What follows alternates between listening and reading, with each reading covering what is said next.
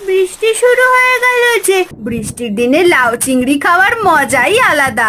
আমার যখন টাকা হবে আমি মাকে প্রতিদিন লাউ চিংড়ির ঝোল খাওয়াবো। আব্বা, আমি যে পথে বসে গেলাম। আজই বাজার থেকে বড় দেখে লাউ নিয়ে আসবো। মালতীর অনেক শখের একটি খাবার পরম যত্নে রান্না করেছে যে। এতগুলো চিংড়ি মাছ!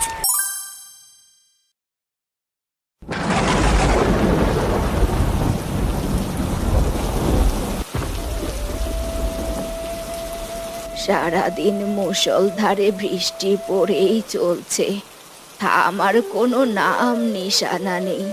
ছেলেটাও বাইরে গেছে, এখনো ফেরেনি। ঠাকুমা, দেখো বাইরে কত জোরে বৃষ্টি হচ্ছে। আমার বৃষ্টি পড়া দেখতে খুব ভালো লাগে। ওরে পাগলি মেয়ে, গরিব মানুষের জন্য ঝড় বৃষ্টি বড় কষ্টের রে। কেন গো ঠাকুমা? বৃষ্টির জন্য কত মাছ পাওয়া যায় নদীতে, কত রকম ফল মাটিতে পড়ে থাকে। আমার ভীষণ আনন্দ লাগে। কাল দেখবে কত রকম ফল ঝুড়ি ভর্তি করেছি। তাই বুঝি, বড় হলে বুঝবি। এখন ছোট তো, তাই। তোর বাবা এখনো এলো না, বড্ড চিন্তা হচ্ছে। বাবা তো বাজারে গেছে, বাজার করে ঠিক চলে আসবে।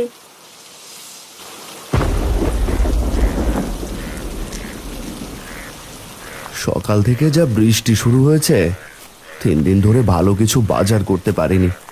মালতীর কতদিনের আশা চিংড়ি আর লাউ দিয়ে ঝোল খাবে, কিন্তু চিংড়ি লাউ কিনা তো দূরের কথা, শাক পাতা কিনতেও সমস্ত পয়সা শেষ। গিন্নি কতদিন পর একটা মাত্র আশা করেছিল। আমি এমন হতভাগ্য স্বামী, গিন্নির একটা মনের আশাও পূরণ করতে পারলাম না। না না, তাড়াতাড়ি পা চালাই, না হলে যে অনেক রাত হয়ে যাবে।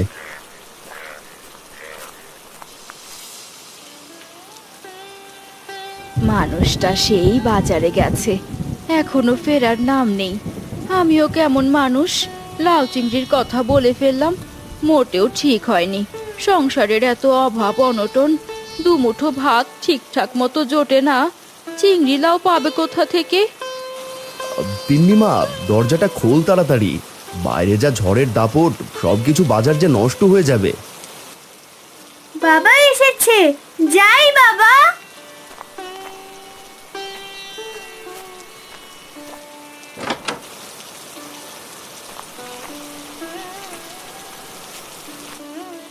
ঝড়ের দাপটে ভিজে যে একদম চুপসে গেছিস। কাপড়গুলো পাল্টে নে বাবা, না হলে যে ঠান্ডা লেগে যাবে। আমাদের ঠান্ডা গরম আছে নাকি? আমরা গরিব মানুষ, ঠান্ডা গরম নিয়ে চিন্তা করলে আমাদের দিন যাবে। বাবা, এই নাও গামছা, তাড়াতাড়ি হাত পা গুলো মুছে নাও।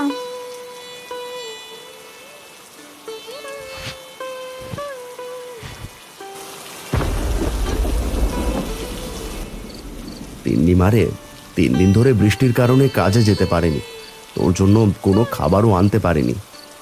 কাল দেখবে বাবা, কত আম জাম লিচু মাঠে পড়ে আছে। আমি ঝুড়ি ভর্তি করে সব কিছু কুড়িয়ে নিয়ে আসবো। বাবা মেয়ে কি এত গল্প করছো? খাবার বেড়ে দিয়েছি, তাড়াতাড়ি খেয়ে নাও, না হলে যে হারিকেনটা নিভে যাবে। হারিকেনের তেলও প্রায় শেষ। ঝড়ের রাতে হারিকেনের মিটমিট আলোতে সকলে খেতে বসলো।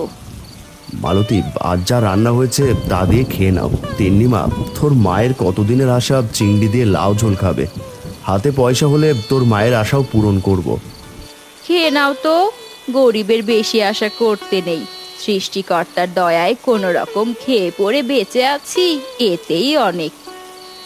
আমি যখন ছোট্ট ছিলাম তখন আমার বাবা বাজার থেকে চিংড়ি মাছ আর লাউ নিয়ে আসতো।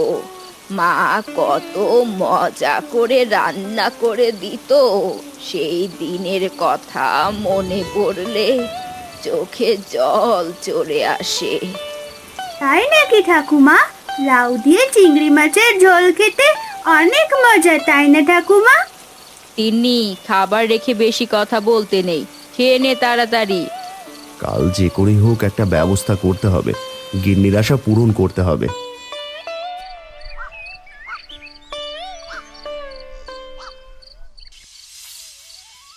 যাক বাবা, আজ আর বৃষ্টি নেই, আজ কাজে বের হতে পারবো। গিন্নি, ওই আমার কাস্তেটা দাও দেখি। দিচ্ছি গো, দিচ্ছি। জমিটাই তো আমাদের একমাত্র আয়ের উৎস, ফসলগুলো দেখে আসি। সারা রাত বৃষ্টি হয়েছে, ফসলগুলো ভালো থাকলে হয়। এই নাও তোমার কাস্তে, দুপুরে খাবার খেতে এসো মনে করে। আর ঠিক আছে, আমি এখন আসি, আর সকাল হয়েছে অনেকক্ষণ।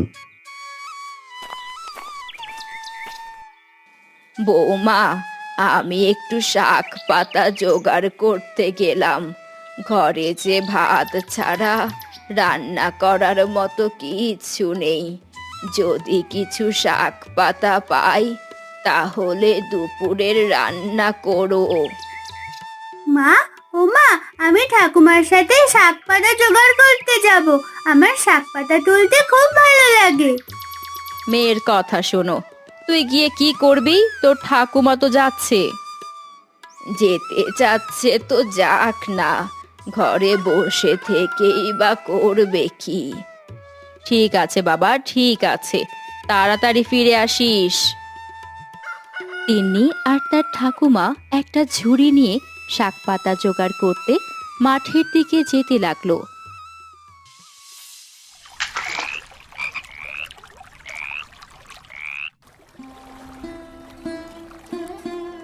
হাই হাই, এবারও আমার অর্ধেক ফসল নষ্ট হয়ে গেল। নিজে কি খাবো, মহাজনের টাকা পরিশোধ করব কি করে? অনেক আশা করেছিলাম এইবারের ফসল বিক্রি করে চিংড়ি মাছ কিনবো, পুকুরে চাষ করব, এটাও হলো না। ওদিকে গিন্নির লাউ চিংড়ির আশাটাও বুঝি পূরণ করতে পারলাম না। হারান মনের দুঃখে একটা গাছের নিচে তার অর্ধেক ডুবে যাওয়া ফসলের দিকে তাকিয়ে বসে থাকে। ঠাকুমা, দেখো দেখো, কত রং বেরঙের প্রজাপতি, কত রঙের ফুল। শুধু ফুল আর প্রজাপতি দেখলে হবে? শাক পাতা তুলতে হবে না? এই দিকে যে অনেক বেলা হয়ে গেল, তাড়াতাড়ি শাক পাতা জোগাড় করতে হবে, দুপুরের আগে যে ঘরে ফিরতে হবে।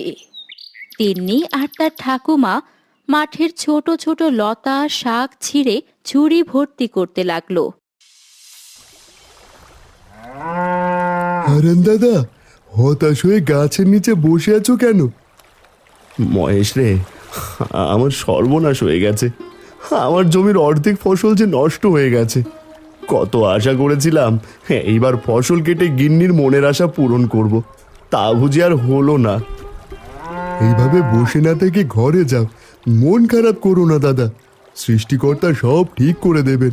আমি বাড়ি যাই গো, একটু রোদ উঠেছিল তাই গরুটাকে গোসল করিয়ে নিয়ে গেলাম।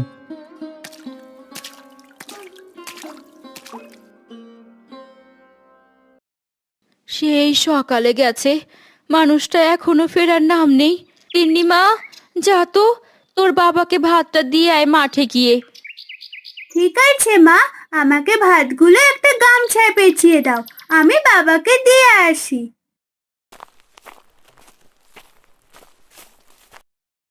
এই নে, আর সাবধানে যাস, তোর বাবাকে তাড়াতাড়ি ঘরে ফিরে আসতে বলিস। তিন্নি ভাতগুলো নিয়ে মাঠের দিকে যেতে লাগলো। গিন্নি, এই আকাশটা কেমন অন্ধকার হয়ে আসতেছে, এই কিছুক্ষণের মধ্যেই মনে হয় বৃষ্টি শুরু হবে। বৃষ্টি শুরু হলে আমাদের কি? আমাদের ঘরে চাল ডাল সবকিছুই মজুত করা আছে। এখন তো চিংড়ি আর লাউয়ের ঝোল রান্না করতে বসিয়েছি। বৃষ্টির দিনে লাউ চিংড়ি খাওয়ার মজাই আলাদা। তা ঠিক আছে, এই বৃষ্টির কারণে অনেক মানুষের ফসলের ক্ষতি হয়েছে, এই তারা যে কিভাবে চলবে শুধু সৃষ্টিকর্তাই জানেন। অন্যদের নিয়ে পরচর্চা কম করো, আমার রান্না হয়ে এলো প্রায়। তুমি কুয়ো থেকে এক কলস পানি নিয়ে এসো, ঝড় আসতে লাগলো। গিন্নি চুপ করো তো, এই যে বলতে না বলতে আবার বৃষ্টি শুরু হয়ে গেল। এই ছাতা নিয়ে আমি পানি নিয়ে আসি, এই তুমি রান্নাঘর থেকে জিনিসগুলো তুলে রাখো। ঠিক আছে, তাই করো। আমি ঘরে তোমার খাবার বাড়ছি।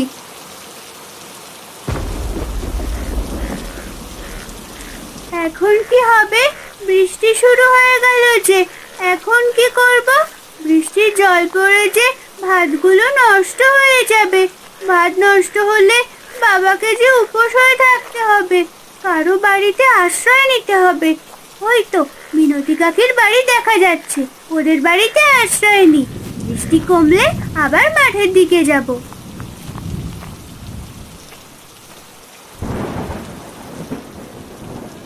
হায় হায়, যেভাবে মুষলধারে বৃষ্টি শুরু হলো, তিন্নি আবার বৃষ্টির জলে ভিজে গেল না তো? ছেলেটাও এই অবেলায় মাঠে কি করছে কে জানে। এই বৃষ্টিতে বাপ বেটি ভিজে, শরীরে জ্বর না বাঁধালে হয়। মেয়েটা যেতে পারলো কি না, এই অবেলায় কেন যে পাঠালাম মেয়েটাকে, বড্ড চিন্তা হচ্ছে।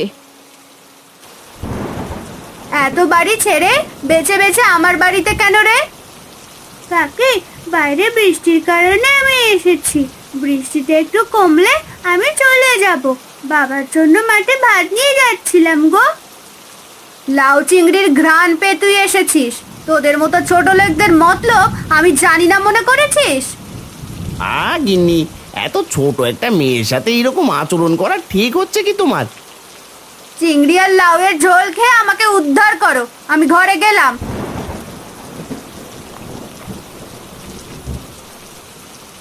বৃষ্টিতে বের হয়েছিস কেন রে মা? বাবা মাঠে কাজ করতে গিয়েছে সেই সকালে, আর ঘরে ফিরে আসেনি। ভাত দিতে আর ডাকতে যাচ্ছিলাম গো কাকু।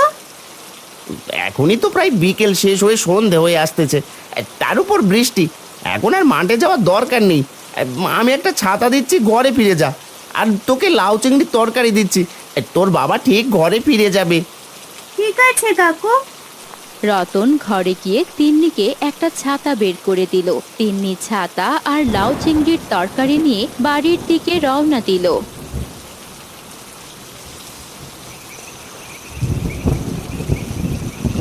বসে থাকতে থাকতে কখন যে ঘুমিয়ে পড়েছিলাম বুঝতেই পারিনি। সন্ধে হয়ে গেল। ঘরে গিন্নি নিশ্চয়ই খুব চিন্তা করছে। বৃষ্টিতে তো কমার নাম নেই। যাই, ঘরে ফিরে যাই। দেখতে দেখতে দিন শেষ হয়ে রাত নামলো, এখনো বাবা মেয়ের ঘরে ফেরার নাম নেই। কোনো বিপদ হলো না তো? এত চিন্তা করো না বৌমা, ঠিক চলে আসবে। ওই তো ছাতা মাথায় দিয়ে তিন্নি আসছে। কোথায় ছিলি রে মা? এত দেরি হলো কেন? তোর বাবা কই সাথে? বৃষ্টির কারণে আমি মিনতি কাকির বাড়িতে আশ্রয় নিয়েছিলাম।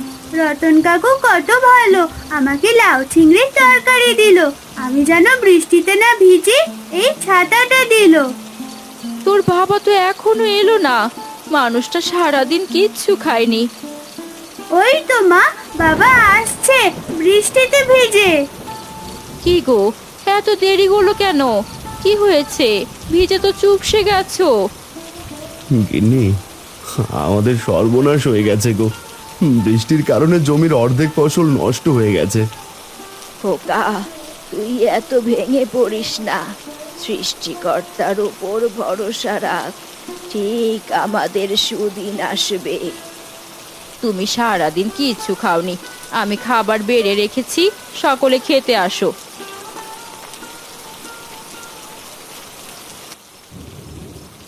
এই নাও বাবা, আগে শরীরটা মুছে জামাটা বদলে ফেলো তো।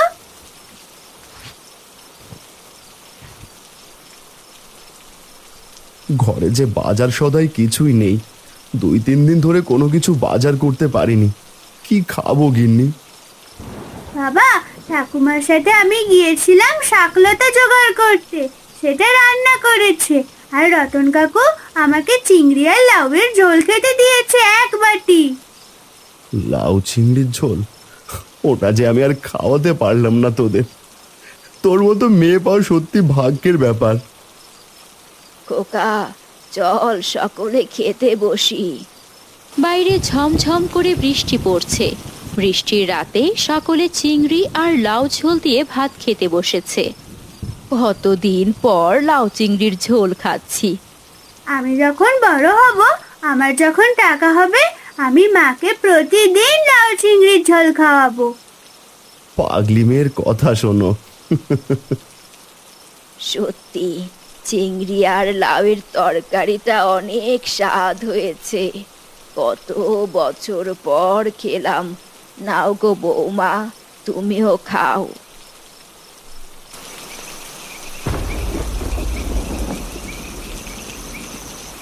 হাই হাই, এ কি ভুল করলাম! এত রাতে চিংড়ি মাছের পোড়া নিয়ে যাই কোথায়? তার উপরে আবার ঝমঝম করে বৃষ্টি হচ্ছে। জানি না কি আছে কপালে। বড় আশা নিয়ে ঘর থেকে বের হয়েছিলাম। চিংড়ি মাছের পোনাগুলো পুকুরের জলে জাল দিয়ে আটকে না রাখতে পারলে যে মরে যাবে। এইদিকে রাস্তাঘাট তো আমি কিছুই চিনি না। ওই তো সামনে একটা বাড়ি দেখা যাচ্ছে, যাই গিয়ে দেখি।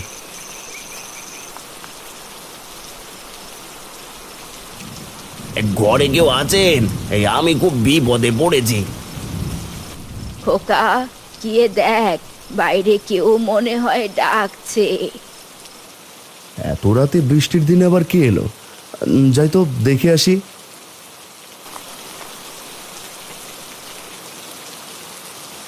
কে তুমি দাদা, এত রাত্রে? দাদা, বড় বিপদে পড়েছি। আমি একজন মাছ বিক্রেতা। আর চিংড়ি মাছের পোনা নিয়ে এসেছিলাম সেই পলাশপুর গ্রাম থেকে। আর চিংড়ি মাছের পোনাগুলো পুকুরে জাল দিয়ে আটকে না রাখতে পারলে যে মরে যাবে। এত রাতে কোথায় যাব, কি করব, কিছুই বুঝতে পারছি না। দয়া করে আমাকে একটু সাহায্য করুন। তোমাকে সাহায্য করতে পারলে আমার খুব ভালো লাগতো। আমার ভাই গদাই, তার পুকুর আছে, তুমি শীঘ্রই তার কাছে যাও। সে নিশ্চয়ই কোনো একটা ব্যবস্থা করে দেবে। সামনেই তার বাড়ি। আমার তো পুকুর নেই, তাই তোমাকে আমি সাহায্য করতে পারছি না ভাই। ঠিক আছে দাদা, আমার যে কত বড় উপকার করলেন বলে বোঝাতে পারবো না। আমি এখন আসি গো।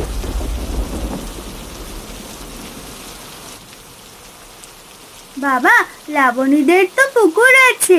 লাবণী প্রতিদিন খাবার নিয়ে যায়, মাছগুলোকে খাবার দেয়।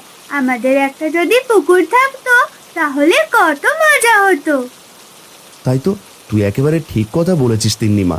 ফসল নষ্ট হয়েছে তো কি হয়েছে, এইবার আমি চিংড়ি চাষ করব কষ্ট করে। কালকে আমি মহাজনের কাছে যাব। ঘরে কেউ আছেন? দয়া করে একটু বাইরে আসুন, বড় বিপদে পড়েছি।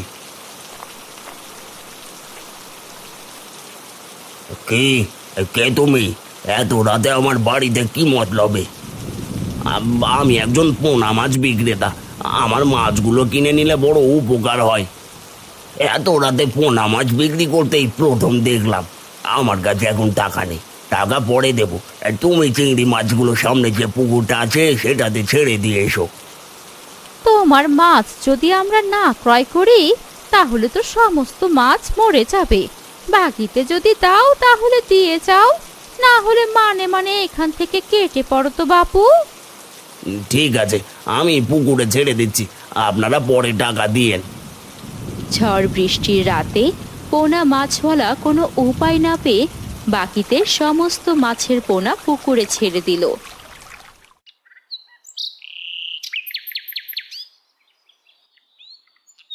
গিন্নি, আমি মহাজনের কাছে গেলাম টাকা ধার করতে। তোমরা সাবধানে থেকো। সাবধানে যেও। হে সৃষ্টিকর্তা, সমস্ত বিপদ দূর করো।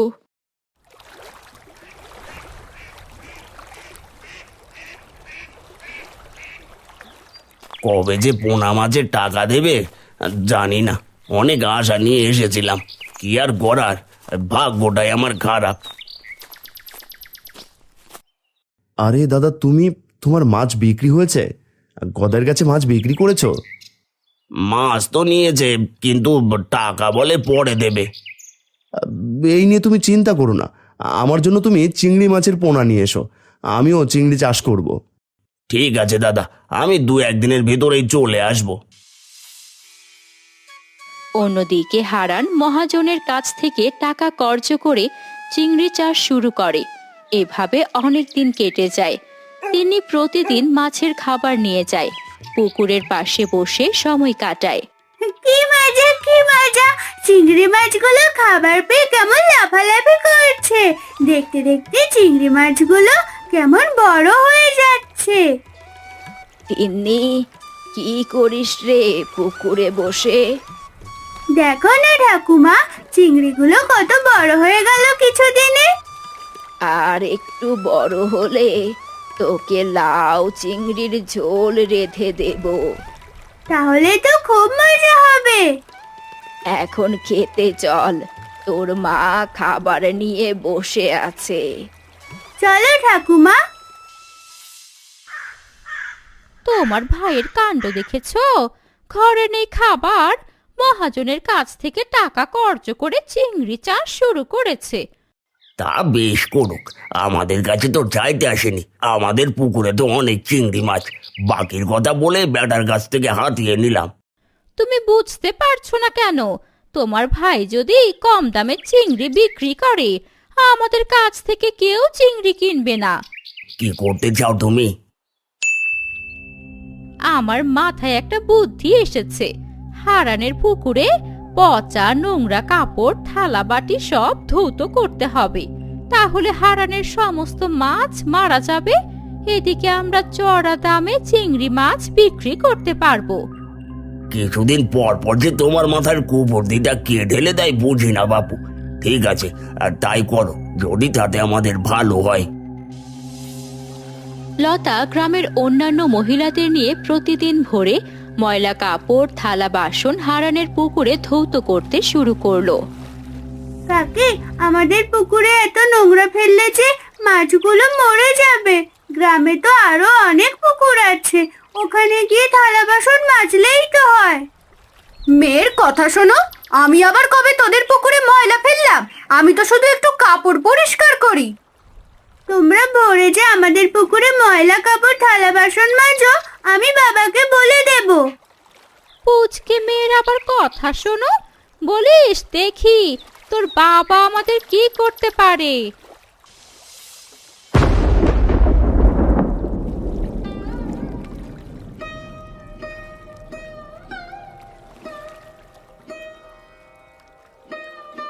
হারান দাদা, সর্বনাশ হয়ে গেছে। কি হয়েছে রে মহেশ? তোমার পুকুরে সব মাছ মারা গেছে, তুমি খেয়াল করোনি? আমি আসার সময় লক্ষ্য করলাম অনেক চিংড়ি মরে ভেসে আছে। বলিস কি মহেশ? হাই হাই, এখন আমাদের কি হবে? চল তো গিয়ে দেখি।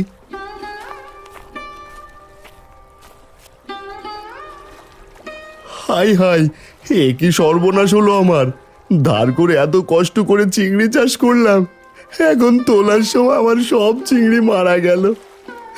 মহেশ রে, আমি যে পথে বসে গেলাম রে। খোকা, এত ভেঙে পড়িস না, সব ঠিক হয়ে যাবে। বৃষ্টি আসবে মনে হয়। হারান্দা, এই ভেঙে পড়ো না, ঘরে যাও।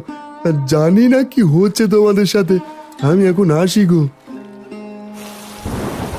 সারা রাত ধরে বৃষ্টি এলো। বৃষ্টির কারণে সকলের পুকুর জলে তলিয়ে গেল, পুরো গ্রামে জল প্রবেশ করলো। এদিকে হারিকেনের টিমটিম আলোয় নিদ্রাহীন চোখের জল যেন টলমল করতে লাগলো। আমি তো এমনিতেই নিঃশেষ হয়েছি। নৌকার জাল নিয়ে আমি এখনই মাছ ধরতে যাব। এছাড়া আমার আর কোনো পথ খোলা নেই, নয়তো আর চুলা জ্বলবে না ঘরে। তোমার যদি কিছু হয় আমাদের কি হবে? চারিদিকে যে পানি, আমাদের ভিটাটা একটু উঁচু, তাই এখানে পানি ঢোকেনি। বাবা, আমিও তোমার সাথে যাব। তুই পানিতে পড়ে যাবি রে দিদি ভাই। বাবা আমায় ধরে রাখবে, আমি যাব মা, বলো না। আচ্ছা যা, এই যে মেয়েকে সাবধানে রেখো, বানের স্রোত কিন্তু অনেক। আমার প্রতিটা দুঃখের সঙ্গী যে তুই মা, আমি থাকতে তোর কিচ্ছু হবে না। হারান আর তিন্নি নৌকা করে মাছ ধরতে বের হয়ে গেল। বাবা, এইদিকে জাল ছুঁড়ে মারো। ঠিক আছে মা, এই যে ফেললাম।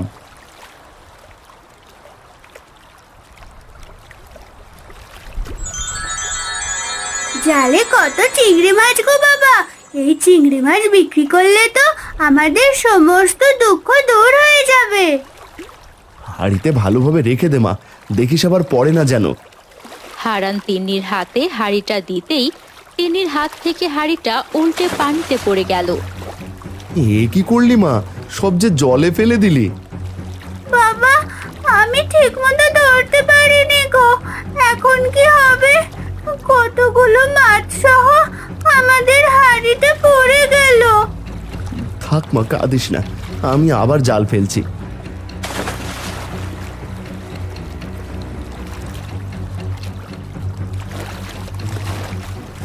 তিনি মা, আয় তো একটু সাহায্য করতো, জালটা খুব ভারী মনে হচ্ছে, কি যেন আটকেছে জালে। ঠিক আছে বাবা।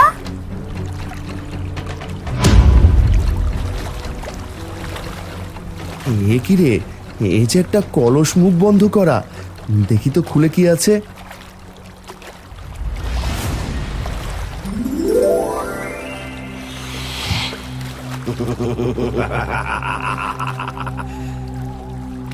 মা গো, এটা আবার কে গো বাবা? আমার খুব ভয় করছে। কে তুমি? দেখো, তুমি চলে যাও, আমরা তো তোমার কোনো ক্ষতি করিনি। ক্ষতি? তোরা আমার অনেক বড় উপকার করলে আমায় মুক্তি দিয়ে। আমি আজ খুব খুশি। বল তুই কি চাস? আজ যা চাবি তাই পাবি, বল। আমরা কিছু চাই না, তুমি চলে যাও, আমার মেয়ে বড্ড ভয় পাচ্ছে। না না না না না, তা হবে না। আমি অনেকদিন পর মুক্তি পেয়েছি তোদের জন্য, না নিলে হবে না। আমাদের মনে কোনো লোভ নেই যে দৈত্য দাদু। যদি কিছু দিতেই হয়, বাবা এক হাঁড়ি চিংড়ি মাছ পেয়েছিল, আমার হাত থেকে হাঁড়ি সহ পড়ে গেছে নদীর জলে। এগুলো ফিরিয়ে দাও। তোরা খুবই সহজ সরল, আমি তোদের দুয়ারি চিনি দিচ্ছি। এই নে।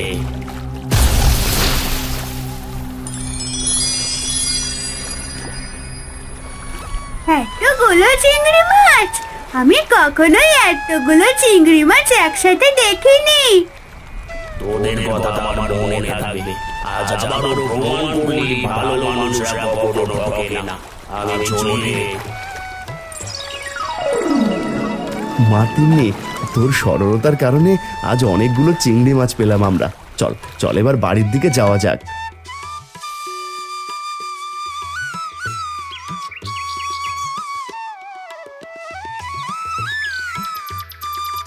বাহ, কত চিংড়ি মাছ ধরেছো! এখন চিংড়ি মাছের তো অনেক দাম। আর তোমার চিংড়ি মাছগুলো কি আমার কাছে বিক্রি করবে? তোমার যত খুশি চিংড়ি মাছ ক্রয় করতে পারো। তুমি একদিন কম দামে আমার চিংড়ির পোনা দিয়ে অনেক উপকার করেছিলে। আমার মনে আছে গো, এদিকে অনেক বড় চিংড়ি। বিলে এত বড় চিংড়ি মাছ পাওয়া যায়, বিশ্বাস হচ্ছে না। এক হাঁড়ি দাও, আর এই নাও টাকা। হারান চিংড়ি মাছ বিক্রি করে অনেক টাকা পেল আর খুশি মনে বাড়ি যেতে লাগলো। গিন্নি, আর কোনো অভাব রইল না আমাদের। আজই বাজার থেকে বড় দেখে লাউ নিয়ে আসবো, তোমার স্বাদের তরকারি লাউ চিংড়ির ঝোল করবে আজ। হায় হায়, এত মাছ এত টাকা কিভাবে হলো গো? ভালো মানুষের অভাব খুবই ক্ষণস্থায়ী। ঘরে চলো গিন্নি, ওসব কথা পরে হবে। হায় হায় হায়, এ কি সর্বনাশ হয়ে গেল! সমস্ত চিংড়ি মাছ যে জলে ভেসে গেল গো। আব্বা, আমি যে পথে বসে গেলাম, না পেলাম চিংড়ি আর লাউ ঝোল খেতে, না পারলাম ধনী হতে। ঠিক বলেছ গো, অন্যের জন্য গর্ত খুঁড়লে সে নিজেই গর্তে পড়তে হয়।